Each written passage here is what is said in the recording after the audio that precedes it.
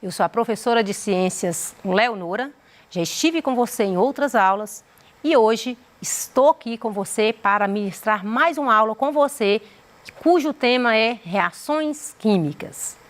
Espero que com essa aula você possa reconhecer as reações químicas no seu cotidiano, identificar os tipos de reações químicas, compreender a representação gráfica de uma reação química e também conhecer as leis das reações químicas.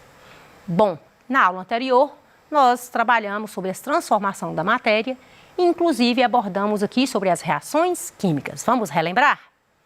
As substâncias, elas podem combinar-se umas com as outras, transformando em uma nova substância. Nesse momento, eu vou falar que ocorreu uma reação química.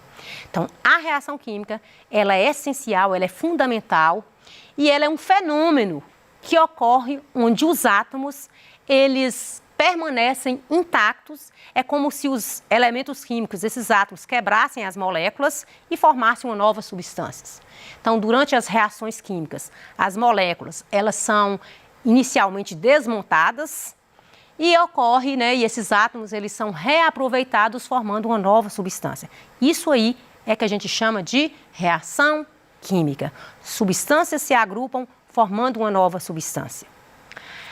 As reações químicas, elas são perceptíveis no nosso cotidiano.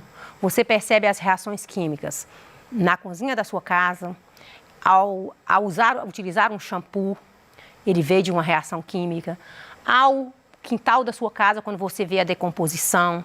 Você percebe a reação química dentro de você. Vamos pensar aqui como é que a reação química acontece dentro de nós? Aquele pão que você comeu, aquela leite que você tomou, aquela fruta, aquele bife que você mastigou, ele passou por um processo de digestão. Essa digestão nós podemos dizer que é a transformação dos alimentos ao longo do tubo digestivo. Então esse alimento, ele é mastigado, já ocorre aí uma transformação na boca, pela ação da saliva, passa para o estômago. Chegando no estômago, ele recebe suco gástrico, ele chega no intestino, recebe suco entérico. Então, você está observando que em todos os momentos o alimento, ele está sendo transformado, decomposto em moléculas bem pequenas para que seja reaproveitadas pelo seu organismo. Então, a digestão, ela é uma reação química que acontece dentro de nós. E a respiração também. Porque se teve a digestão, os nutrientes vão para a célula. Chegando na célula, aqueles nutrientes, a glicose, juntamente com o oxigênio, eles são queimados, ocorre uma queima que vai produzir energia e gás carbônico. Eu vou dizer também que ocorreu uma reação química dentro da célula. E por isso que a fotossíntese e a respiração são reações químicas. E também durante o preparo do alimento. Aquela carne que você fez o churrasco, aquele ovo que você cozinhou, aquele feijão cozido, ele passou por transformações. Nesse momento você percebe o preparo dos alimentos ocorrendo transformações ali, transformações químicas. Pensando aí na fabricação dos remédios, é algo bem notório, bem visível. O laboratório utiliza sempre as substâncias reagindo umas com as outras para a produção dos medicamentos, os remédios. E também na formação da ferrugem, que você percebe aquele ferro que você jogou no quintal, que recebeu vapor de água, oxigênio, com o tempo vai surgindo ferrugem. Aquela bombril que você deixou lá molhado na pia, ele também enferrujou, surgiu a ferrugem. Então, percebendo que essas transformações são do nosso cotidiano, essas transformações químicas que a gente chama de reações químicas. Você percebe em todos os momentos, no quintal da sua casa, quando aquela casca de banana está sendo decomposta por fungos e bactérias, em todo momento você percebe as reações químicas no seu dia a dia. A fotossíntese, ela é uma reação química. E eu vou mostrar aqui para você por que a fotossíntese é uma reação química.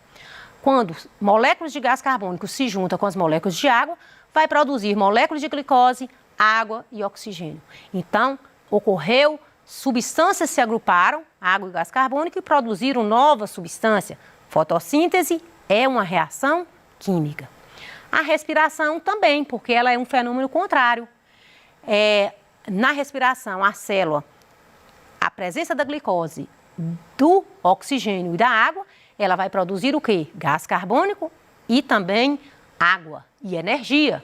Essa energia é que nos permite realizar todas as nossas atividades, desde o nosso coração bater até a nossa respiração, o nosso sangue circulando, nós estamos utilizando energia. Essa energia vem de onde? Dos alimentos que foram transformados, que ocorreu aquela combustão na célula e que produziu energia para o nosso corpo. São reações químicas que ocorrem dentro de nós, dentro dos seres vivos.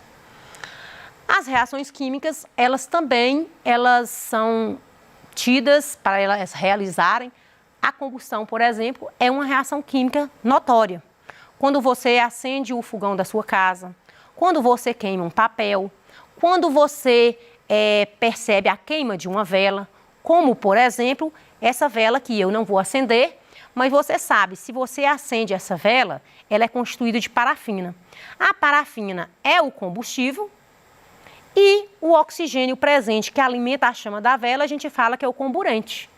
Tanto é para você provar isso, se você acende a vela, ela vai ficar acesa. Se você pega um copo e coloca sobre essa vela, você vai perceber que ela vai apagar. Por quê? Porque faltou oxigênio. O oxigênio, eu vou dizer que é um gás comburente. Ele não queima, mas ele alimenta a queima. Então, aquele fogo do fogão da sua casa mantém aceso por causa do oxigênio ali presente, que é um gás comburente. Então, em uma reação química de combustão, você vai perceber a necessidade do combustível e do comburente. E sempre, na maioria das vezes das queimas, vai ocorrer liberação de gás carbônico. As reações químicas, elas são representadas graficamente por equação química. A equação química, eu vou dizer que ela é uma representação simbólica, uma representação gráfica de uma reação. Numa reação química, eu falei para vocês também na aula anterior, que ela é constituída por dois membros, reagentes e produtos. Reagentes é tudo que está antes da seta no lado direito e os produtos, eu vou dizer que está no lado esquerdo da seta. Então, os reagentes e os produtos. Eu vou dizer que tudo que vem na química, a gente usa as setas como resulta. Então, eu tenho reagentes que vai me resultar em alguns produtos que eu chamo de reagentes, produtos, ocorreu uma reação química. Pensando aí numa equação química, está aí para você ver, o hidrogênio juntou com o cloro, produziu o ácido clorídrico. Então, numa equação química, eu percebo que existem elementos envolvidos na reação. Eu percebo os símbolos, esses símbolos são padronizados, ele é uma linguagem universal. E na equação química eu percebo que eu tenho informações sobre a reação. Quais são as informações que eu obtenho numa equação química sobre a reação? O que está acontecendo ali naquela reação? Vamos ver? Por exemplo, o óxido de mercúrio, ele resultou, que essa setinha aí resulta, em mercúrio e oxigênio. Você observa que pode acontecer em uma equação química, ela vira acima da seta alguns símbolos. Existe o símbolo, que é esse triângulozinho aí, que é o calor, que significa que aquela reação química ocorreu, está tendo ali, utilizando calor naquela reação química, ou liberando calor. Existem outros símbolos que significam se aquela substância é aquosa ou não, se ela tem presença de água naquela substância. Existem também símbolos que vai dizer se naquela reação química está tendo algum catalisador. Catalisador são aquelas substâncias que aceleram as reações químicas. Então, se tiver o catalisador, naquela equação vai estar presente ali. Vai ter o símbolo também para ver se aquela reação química está acontecendo na presença da energia luminosa. E também existem outros símbolos também, que tem a setinha para cima, que significa desprendimento de gás. A setinha para baixo significa precipitação de um sólido.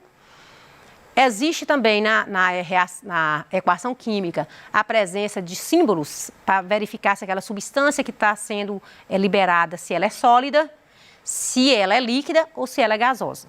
Então, são esses tipos, são esses símbolos que você pode encontrar em uma reação química. Se ela pode estar na presença do calor, se a substância é aquosa, se tem catalisador ou não, se tem energia luminosa presente ou não. Existem vários critérios aí para classificar as reações químicas. Então, nós vamos encontrar aqui, hoje, 4 tipos de reações químicas que elas vão relacionar de acordo com o número de substâncias que vão reagir e o número de substâncias produzidas, ou seja, o número de produtos, o número daquilo que vai resultar. Então, veremos aqui. Por exemplo, nós temos uma reação de síntese. O que é uma reação de síntese? Significa que 2 substâncias se uniram e reagiram entre si e vão originar uma nova substância. Vejamos aqui, por exemplo, você está vendo o ferro juntando com o enxofre e vai produzindo o sulfeto de ferro. O hidrogênio com o cloro vão se agrupar, vão reagir entre si, vai produzir o ácido clorídrico. O mercúrio com o oxigênio vai produzir o óxido de mercúrio. Então, você percebe que 2 substâncias se agrupam para formar uma nova substância. Então, nesse caso, eu vou falar que essa reação que ocorreu é uma reação de síntese, onde ocorreu, as substâncias se agruparam entre si, reagiram entre si, originando uma nova substância, uma única substância. A reação de decomposição ela é contrária à da síntese.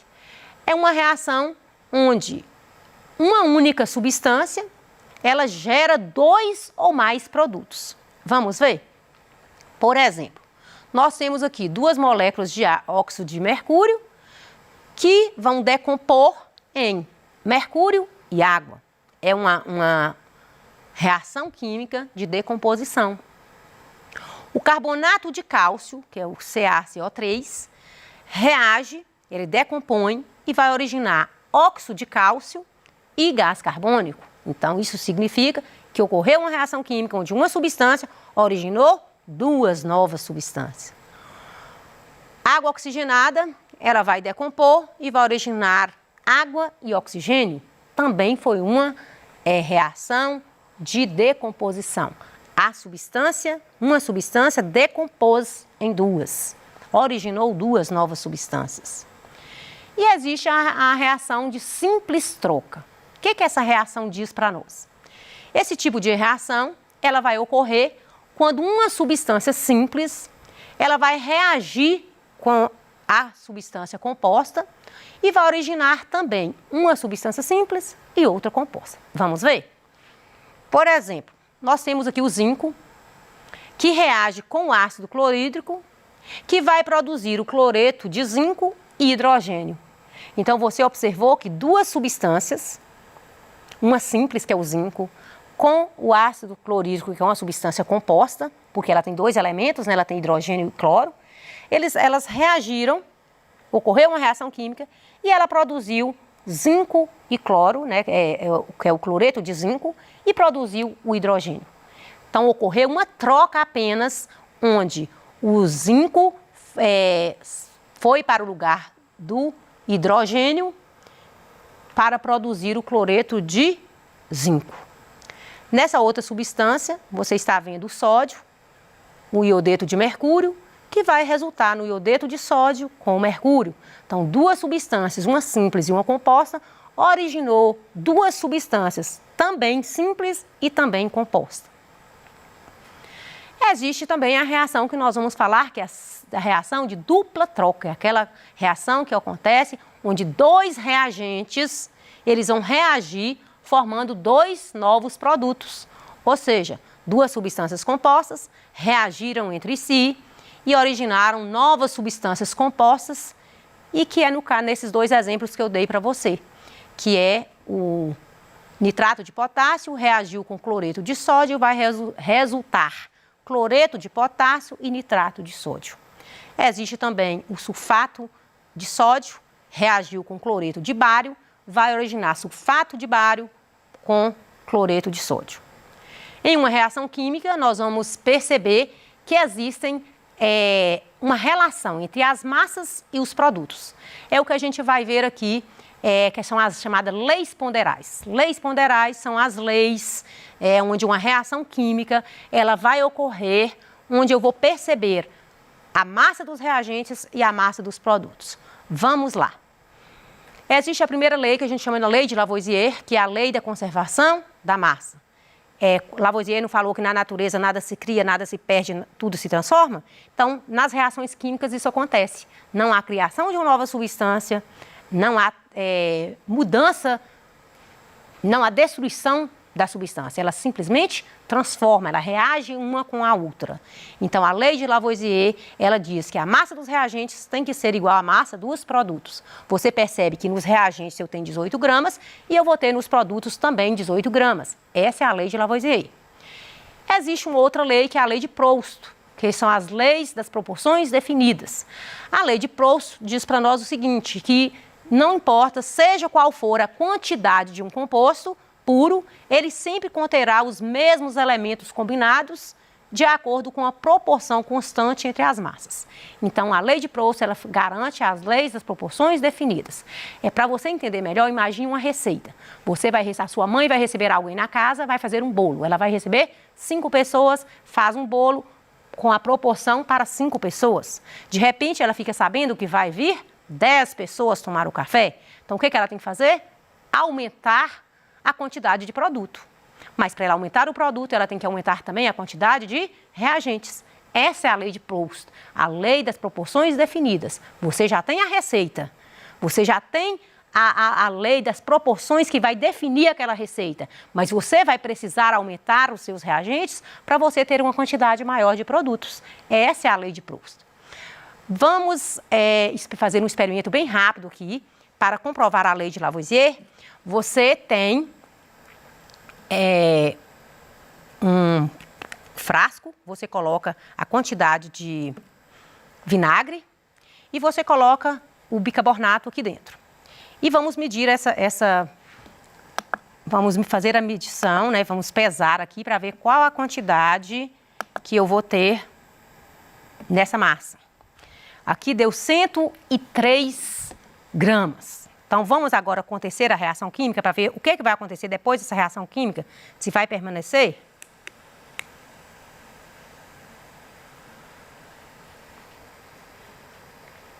Então, nessa reação química, você percebe que está acontecendo uma reação química entre o bicarbonato e o vinagre, que é o ácido acético, e está acontecendo a liberação do gás carbônico.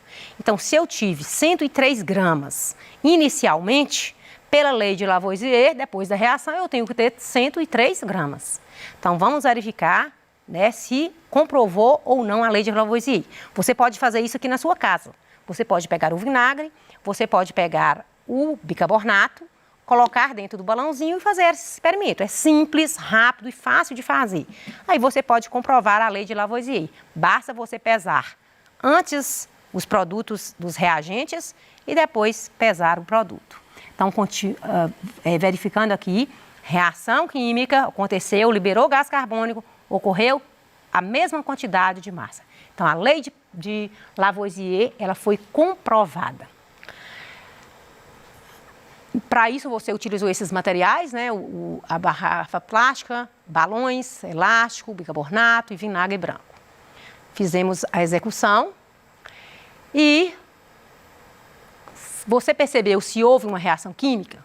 O que você permite confirmar se houve uma reação química? Fica para você pensar aí sobre isso, viu? Por que esse balão encheu? O que estava dentro desse balão? Como se comportou as reações químicas antes da reação e depois da reação? É algo que vai ficar para você resolver em casa. Tem também aqui algumas atividades.